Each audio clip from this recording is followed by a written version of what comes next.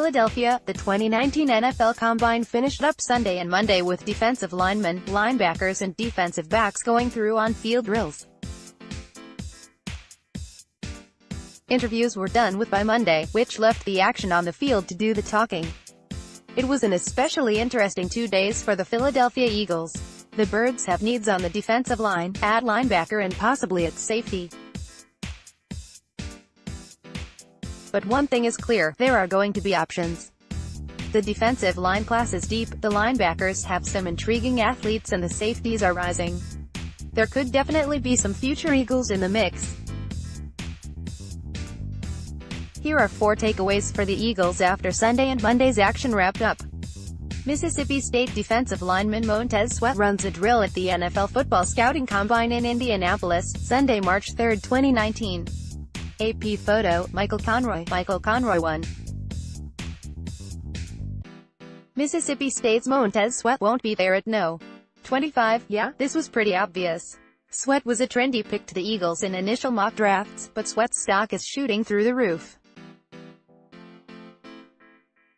There have been some murmurs about off-field concerns, but it's hard to argue with his showing did anything to dissuade teams about the on-field product. Sweat checked in at 6'6", 260 pounds with 35 3/4-inch arms, and then, he set a modern record for a defensive lineman with a 4.41 second showing in the 40-yard dash.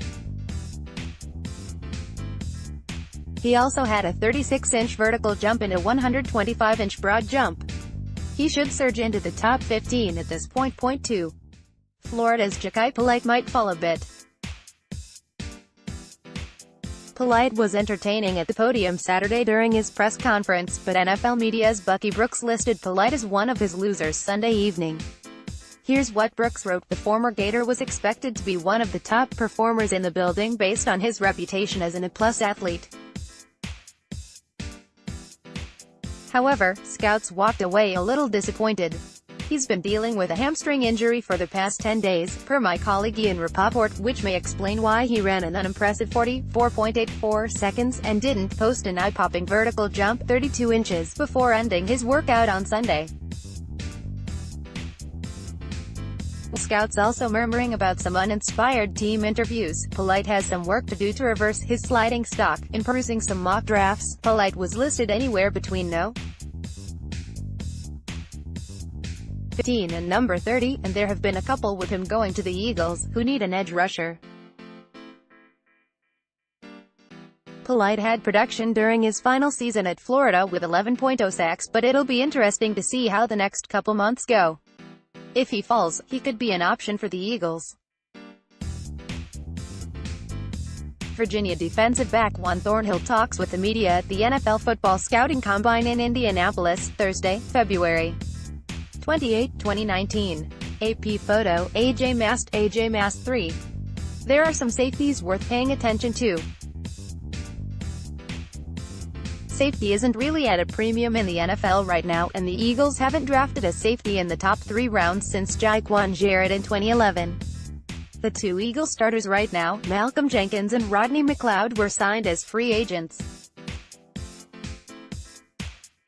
The other players to spend all their time at safety in 2018, Corey Graham and Trey Sullivan, were a free agent and undrafted free agent, respectively. But with McLeod entering the final year of his contract and Jenkins recently turning 31, but still playing at a high level, it wouldn't hurt the Eagles have some young depth behind them. Without McLeod because of injury in 2018, it was clear that group was at a disadvantage. So a couple names to watch: Maryland's Darnell Savage, 4.36 40, 39.5-inch vertical; Virginia's Juan Thornhill, 4.42 40, 21 bench press reps, 44-inch vertical, 141-inch broad jump; and Washington's Taylor Rep, 6.82 3-cone, 3.99 20-yard shuttle, 11.33 60-yard shuttle. Each tested differently in terms of agility and explosiveness, but all 3 could bring something to the back end of a defense. Point 4. The defensive line class should be deep enough for the Eagles to come away with a solid player. That seemed like a solid option before he blew up, but fear not, the Eagles should still have plenty of options. With the news of defensive end Brandon Graham's new contract and the report that the Birds will decline defensive tackle Tim Jernigan's option, defensive tackle feels like more of a need than defensive end. Of course, it wouldn't be a surprise if the Eagles used 2 of their 3 picks in the first 2 rounds on the defensive line. Clemson's Christian Wilkins tested well and handled his media available with good humor, while TCU's Ben Banogu positioned himself to be in the second wave of edge rushers. Arizona State's Renell Wren also showed that he could be a factor at defensive tackle.